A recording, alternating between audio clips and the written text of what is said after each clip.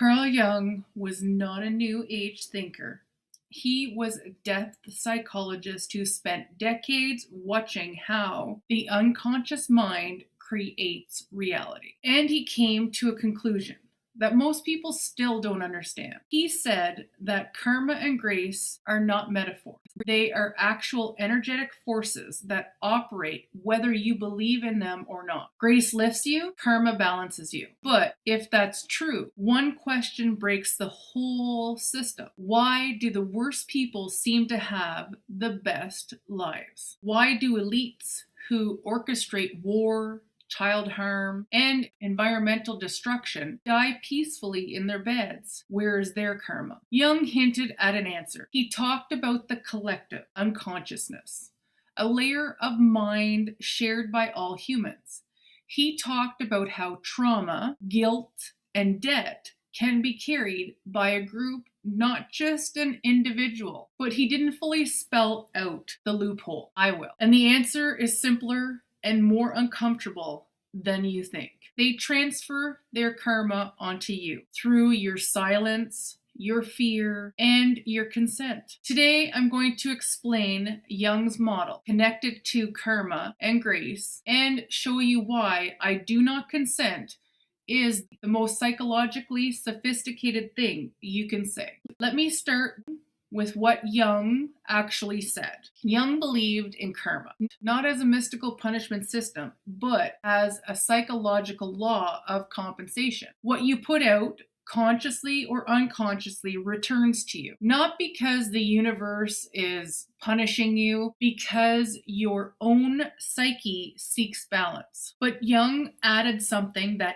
Eastern traditions often miss: collective karma. He introduced the concept of the collective unconscious, a layer of mind shared by all humans across cultures and lifetimes. In that layer, he said, karma isn't just individual.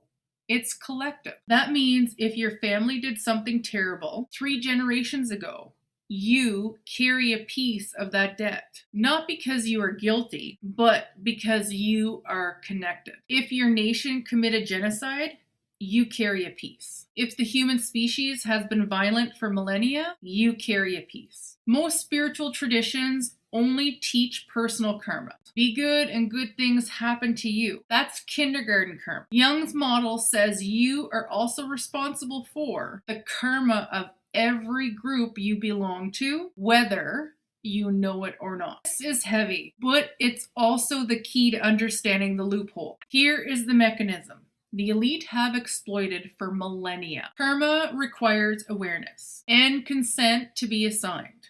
If you do something bad, but genuinely didn't know it was bad, the karmic weight is lighter. If you knew and you did it anyway, the weight is heavier. The elite know this, so they structure society so that you are the only one giving consent for their actions. How? Through propaganda, but not the way you think. Not just news propaganda, entertainment propaganda. Every time you watch a movie that glorifies betrayal, greed, or cruelty, and you feel entertained, your unconscious mind says, I consent to this frequency. You're not consenting to the act itself.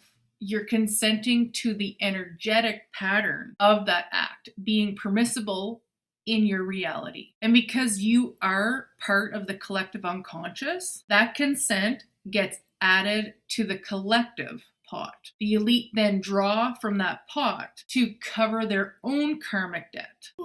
In other words, they do the crime, you give the permission, the karma attaches to both of you, but because they have no shame, which is a form of awareness, their portion is lighter, yours is heavier. That is the loophole, and it has been running for thousands of years. Jung also spoke of grace. He saw grace as the interpretation of karma, the moment when, despite everything you deserve, you receive something good. Grace is not earned. It is given, and it is the only force that can break the karmic loop without revoking consent. But here is what Jung didn't fully articulate.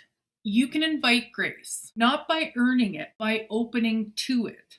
by creating a space in your psyche where grace can land. Revoking consent creates that space. When you say, I do not consent to carry what is not mine, you are not fighting karma. You are making room for grace. You are saying, I am done with the old debt. I am open to something new. Grace is not a reward. It is a frequency, and that frequency can only enter where there is no resistance. Most people are so full of borrowed karma, guilt, obligation, fear, ancestral debt, that grace has nowhere to land. Their psyche is a crowded room with no empty chair. Revoking consent clears the room. It returns what is not yours. And in the empty space, grace can finally sit down. Let me go deeper into the collective unconscious, because this is where most people get stuck without knowing it. The collective unconscious is not just a storage unit for shared memories. It is a living field. And it contains contracts you never sign. Contracts with your bloodline, contracts with your nation, contracts with your religion, contracts with the species itself. We have always struggled. Money is hard to come by. Love hurts. You can't trust anyone. You can't trust anyone. The body breaks down with age. These are not facts. These are collective agreements. And you inherited them just by being born. Jung called them archetypes, universal patterns that shape your behavior, whether you know it or not. But here is the liberation. An archetype only has power over you if you consent to it, if you believe it, if you never question it. Revoking consent is how you break the archetype's grip. I do not consent to the scarcity archetype. I do not consent to the victim archetype. I do not consent to the abandoned child, the struggling artist,